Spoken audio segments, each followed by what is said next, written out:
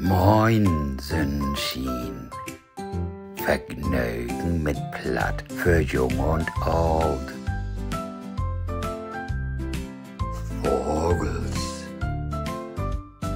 Günstigste Wisch ist ein Fruchtrebeit. Ein Siedland mit Wischen und Wader. Da wollt Hauke und Opa von doch hinkicken. Sie trägt all früh an Dach los. Ein Vogel sticht hoch an Heben ob und singt. Das ist ein Lag, sagt Opa. Nu sind Hauke und Opa an Wader, ein großen Pol. Kiek, Opa, so viel Vogels, ruft Hauke.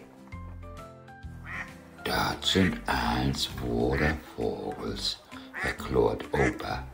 Zum erst unten Gäs und Blästükers, die sind wild. Hauke süden und Küken schwimmt achter ran. Und da ist ein Gauss mit Gössels achter ran. Kiek da, der große Vogel mit langen Beinen. Was ist das, Opa? Fragt Hauke. Ist das ein Kron oder ein Reiger? Das ist ein Ortbohr, sagt Opa.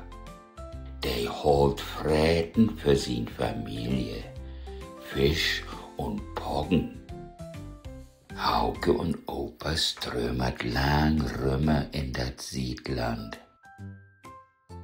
Zum Mittag macht sie Picknick an anderen Pol.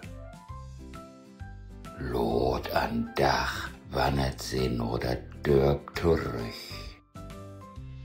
Kiek, da oben, sagt Opa. Da wohnt der Ortboss zu der Sommertied. Ob das Dach von Oldhus ist ein Wagenrad.